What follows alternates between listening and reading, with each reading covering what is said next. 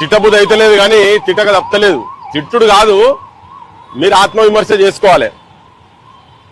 నెత్తి మీద మనిషి అంటోనికి తలకాయ ఉంటే, తలకాయలు ఇంత మెదడు అనేది ఉంటే, ఈ జీవోలు 31/87 ఈ రెండు 87 31 ఈ రెండు చూస్తే కాంగ్రెస్ వాళ్లకు తలకాయల ఇంత మెదడు ఉందా లేదా అనేది పెద్ద డౌట్లు వస్తుంటాయి. దీన్ని చూస్తుంటే కూసున్న కొమ్మని ఎవడన్నా నరుకుంటోడు ఉండాలంటే ప్రస్తుతం ఉన్నటువంటి కాంగ్రెస్ గవర్నమెంట్, తెలంగాణలో ఉన్నటువంటి గవర్నమెంట్ ఇక దానికి పెద్ద ఉదాహరణ.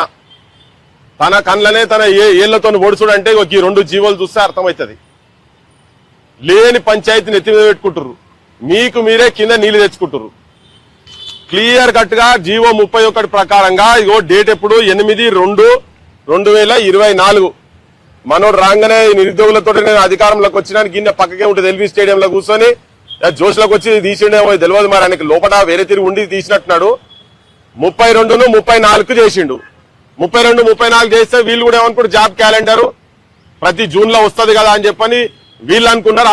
అందరూ ఈ పనులు చేసే వాళ్ళందరూ కూడా వచ్చి ఇక నేను 100% నేను కూడా మంచిగా చేయాలి, ఉరకాలి, అదే చేయాలి, ఇదే చేయాలి అన్ని మొత్తం ఏవైతే ఈవెంట్స్ ఉంటాయో ఈవెంట్స్ లో పాస్ కావాలని పొద్దున్న లేసి అదే పని మీద ఇంటికాడికి వెళ్ళి అప్పులు తీసుకొచ్చి ఈ జీవోలు పాడుగాను వీళ్ళ మూలిగే నక్క మీద తాటాకు పడ్డట్టు ఈ జీవోలు వచ్చినాయి. వీళ్లకు పోయి పొద్దున్న లేస్తే ఆడి అప్పులు చేసి తిన్నరో తెలియదు, తినలేదో తెలియదు. గ్రౌండ్ లో పొంట వర్షం పడ్డా ఎండ కొట్టినా గానీ తిరిగి ఇంత నౌకరు వస్తుందని చెప్పని బుక్కడి బువ్వ ఆత్మగౌరవంతో బుక్కడి బువ్వ తినాలనే ఆలోచనతో వీళ్ళు పాపం కష్టపడ్డారు. ఆఖరికి నువ్వు నోటిఫికేషన్ ఇచ్చే నాటికి మళ్ళీ ఇంకోటి పట్టుకొచ్చినావు జీవో 87. ఈ 87లో నువ్వు ఇచ్చిన జీవోనే మళ్ళా దానికి 2 ఏళ్లు తక్కువ చేసి 34 ఉన్నదాన్ని 32కు కుదిచ్చినావు. ఈ 2 ఏళ్లు వీళ్ళు కష్టపడి తిరిగినందుకు 34ను 36 చేయాలి. ఎందుకంటే తప్పు వీళ్ళది కాదు, తప్పు మీది. తప్పు రేవంత్ రెడ్డిది, కాంగ్రెస్ సర్కార్ది. కాంగ్రెస్ సర్కారులు తప్పు చేసి శిక్ష వీళ్ళని అనుభవించి ఈ 2 ఏళ్లలో ఎవరెవరు ఎన్నెన్ని అప్పులు చేసిరో తెలియదు. అదే నోరుతోని రేవంత్ రెడ్డి అదే నోరుతో చెప్పినావు మా ఊళ్ళు కష్టపడి ఇగో మీ దగ్గరికి వెళ్ళి వచ్చింది. ఏ మండలం ఏమన్నావమ్మా? ఆమన్గల్లా వెల్దండ మండలు మీ పక్కకి ఆడికెళ్ళి బండి మీద బొచ్చడి సార్లు పోయేదా మీ కలవ కురితే వచ్చి చెప్తున్నా చూడు, ఇను దండం పెట్టి చెప్తున్నారు వీళ్ళంతా. నేను దండం పెట్టదలుచుకోలేదు నీకు, కానీ ఇది బేహూఫ్లా రాజ్యమా బద్మాష్ గల్ల రాజ్యమా నాకు అర్థమైతే లేదు. మీకు తలకాయ ఉందా లేదా? ఈ జీవోలు మీరే పట్టుకొచ్చుకొని ఉన్నాయి వేకెన్సీస్ లేవంటే వేకెన్సీస్ బొచ్చడు ఉన్నాయి, 20,000 వేకెన్సీస్ ఉన్నాయని మీ డిపార్ట్మెంట్ వాళ్ళే చెప్తున్నారు. కొన్ని క్రైమ్ రేటు ఏమైనా మంచిగా మెరుగుపడిందంటే లేదు. దేశ సగటట 1,00,000 మందికి 419 కేసులు ఉంటే మన దగ్గర 569 కేసులు అవుతున్నాయట. అంటే పోలీసు ఫోర్స్ ఇంకా పెంచాల్సిన అవసరం ఉన్న దగ్గర మీరు తగ్గించి ఈ జీవోల ప్రకారంగా ఏజ్ రిలాక్సేషన్ అనేది మీరు ఇంకా 2 సంవత్సరాలు మీ మంత్రుల దగ్గరికి మా ఊళ్ళు పోయి అడిగితే అయ్యో ఇది మాకు ఎరకలే గిట్లా జరిగిందా, అసలు ఏమైతుంది మీ క్యాబినెట్ లో ఏమైతుంది?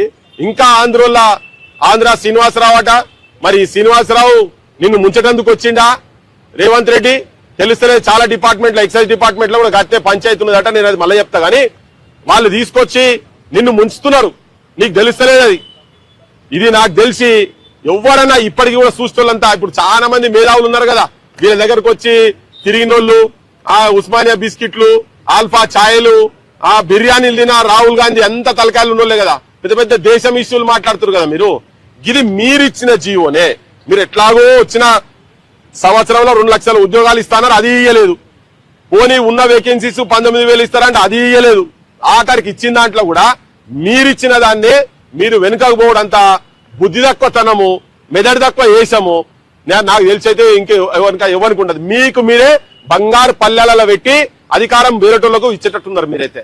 ఆల్రెడీ అయిపోయింది మీ కథ, అది అయిపోయిందిలే. కానీ కనీసం ఇప్పటికన్నా సోయికొచ్చి దీన్ని మళ్ళా ఇష్యూ కాకుండా చూసుకొని దీన్ని వీళ్ళు దండం పెట్టి అడుగుతున్నారు. ఎందుకంటే ఎంత దండం పెట్టి ఎందుకు 2 ఏళ్ల నుంచి పాపం ఇబ్బంది పడి వాళ్ళు కష్టపడి చదువుకుంటారు కాబట్టి కనీసం వాళ్ళ కుటుంబాలు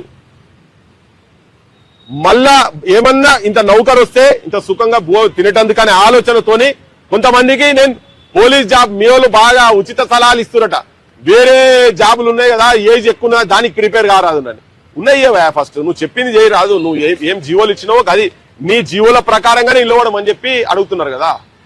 రేవంత్ రెడ్డి గారు క్యాబినెట్ వీళ్ళు ఆల్రెడీ సీతక్క దగ్గర పోయినట, ఇంకెవరి దగ్గర పోయారు మీరు? అధికార కాంగ్రెస్ ఎమ్మెల్యేలు అందరి దగ్గర పోయిందట, మరి మినిస్టర్ల దగ్గర కూడా పోయిందట. ఒక మంత్రి అయితే అంటున్నట మీరు ఎట్లనే చేసి అందరు ఎమ్మెల్యేలతో చెప్పిర్రు అని. అంటే మరి మంత్రులకు కేబినెట్ మీటింగ్ లా కనీసం మాట్లాడే స్వేచ్ఛ కూడా ఇస్తలేవు. రేవంత్ రెడ్డి నువ్వు ఆ మంత్రి నోరు తెరిచి మాట్లాడాలి కదా. కేబినెట్ మీటింగ్ కాకపోతే ఇంటికాడ పోయి కూర్చోాలి. పిల్లలు వచ్చారు మన దగ్గరికి, మన ప్రభుత్వమే అప్రతిష్ట పాలవుతుంది. ఇది గింత మోసం చేయొద్దు ఇట్లా. మనము ఇంకా అవసరం మనం 2 ఏళ్లు పెంచేది పోయి 2 ఏళ్లు తగ్గించిన మనము అనేది మంత్రి కూడా, ఒక మంత్రి పోయి నీ ముంగట వచ్చే మాట్లాడే స్వేచ్ఛ లేదంటే ఏం కేబినెట్ లో ఏం మంత్రులే మీరు? రాజీనామా చేసి బయటికి రాండి. ఎందుకంటే ఎన్టీ రామారావు కాళ్ళు మొక్కించుకున్నట్టు నువ్వు అట్లనే తయారైనావు. అయింది రేవంత్ రెడ్డి. అంత చీకటి రాజ్యం అయిపోయింది తెలంగాణలో. మంత్రులకు స్వేచ్ఛ లేదట. సీతక్క దగ్గరకు ఎప్పుడు పోయారు మీరు? 2 రోజులు అయింది. గాంధీ భవన్ నీకు ఎప్పటి నుంచో సాతే కదా సీతక్క. మరి సీతక్క ఆల్రెడీ చెప్పి ఉంటే సీతక్క, ఒకవేళ చెప్పకుంటే సీతక్క గారు చెప్పాలా మీరు? ఆయన సోయికి తీసుకురావాలి. ఢిల్లీలో పోయి ఆడ ఆయనతోని బయట దేశాలకు వెళ్ళి ఆ కంపెనీ పట్టుకొస్తా, ఈ కంపెనీ పట్టుకొస్తా, నువ్వు జర్మన్ నేర్చుకో, నువ్వు కొరియన్ నేర్చుకో, ఉన్నాయ్యవా? అందుకనే మంత్రులు కూడా మీరు చేతగాని మంత్రులని మీరు కూడా బ్రాండ్ కాకండి.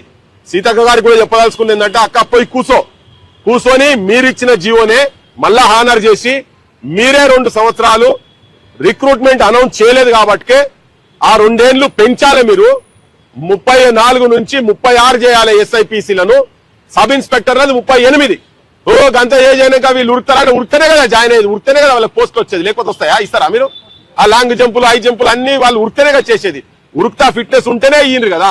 అందుకే పోయి వెంటనే ఆ పని చేయాలి. దాంతో పాటుగా 20,000 ఉద్యోగాల దాని మీద కూడా రీకన్సిడర్ చేయాలి. అది కూడా చేయాలని చెప్పని మీ అందరికి విజ్ఞప్తి చేస్తున్నాం. లేకపోతే ఆ లాంగ్ జంప్ ఆల్రెడీ రఘు చెప్పిండు కదా, ఆ 4 దాన్ని కుదిచ్చి తక్కువ చేయాలనేది. సో అది కూడా ఇంప్లిమెంట్ చేయాలి. ఇంకొకటి దారుణమైన అన్యాయం కొన్ని జిల్లాలో జరుగుతున్నది. మొన్న యాదాద్రి కాడికి పోతే 600 వేకెన్సీస్ ఉన్నాయట.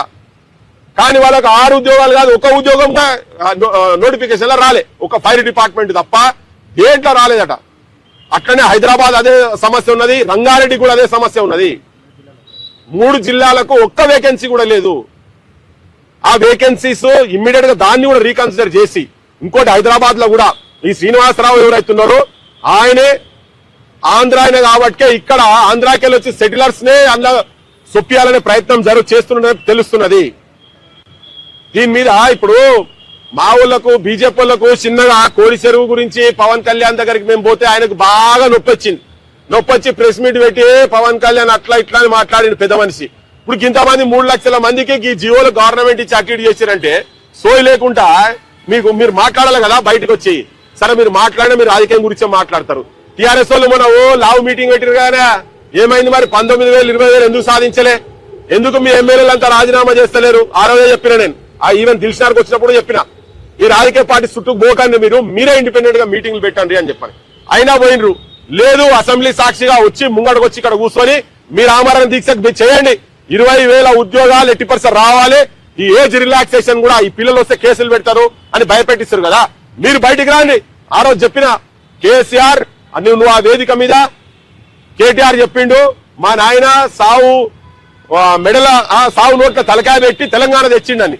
ఇప్పుడు నువ్వు అంటే కేసీఆర్ సచ్చుడో తెలంగాణ వచ్చుడో అని అన్న వాళ్ళైతే బక్వాసం ముచ్చట వదిలేసే. కానీ ఇప్పుడైనా అనువా నీకు ఉండేది ఉంటే మీ నాయన చెప్పు, పోయి ఆడికెళ్ళి చెప్పు, మీ నాయన చెప్పు, కేసీఆర్ సచ్చుడో నిరుద్యోగులకు ఉద్యోగాలు వచ్చుడో అని నిదానం తీసుకొని వచ్చి ఈ స్తూపం కాడ కూర్చోమని చెప్పు. 1200 మందిని బలిచ్చారు కదా ఇడ, వాళ్ళందరూ బలి అయింది. వీళ్ళు ఇట్లా వచ్చి మళ్ళా నినాదాలు ఇచ్చుకుంటూ కూర్చొని ఉద్యోగాల గురించి కొట్లాటది కాదు. గైర్ ముల్కీ నాన్ ముల్కీ ఉద్యమం కాడికెళ్ళి జీవో 36 జీవో 610 ఇదే కొట్లాట నడుస్తున్నది. ఆఖరికి జీవో 31 జీవో 87 ఈ జీవోల చుట్టే పంచాయతీ అంతా అవుతుంది. ఇంకేదమని చావాలి నిరుద్యోగులు. మొన్న పోయొచ్చినాం రఘు, నేను మొన్న పోయేస్తా ఆడ కూడా. ఇంకా ఖమ్మం పోతే ఆ పిల్లగాడు వేణుకుమార్ ఉద్యోగాలు రావాలని టాప్ వచ్చిన అందరూ ఎంతమంది సాగు చూస్తారు, ఇంకా ఎంతమంది శవాలు లేవాలి. మంత్రులు సోయికి రాన్రి. 20,000 ఉద్యోగాలు, ఆ 2 లక్షల ఉద్యోగాలు కూడా వచ్చేటట్టు చూడాలి. ఇగో దీన్ని కూడా రిలాక్సేషన్ జరగాలి. లేకపోతే మేము మా భవిష్యత్ కార్యాచరణ ఎట్లా ఉంటది, మేము ఎట్లా జనం లోపల పోయి తీసుకుపోయి చెప్పదలుచుకున్నాం. జై తెలంగాణ, జోహార్ తెలంగాణ మన వీరులకు.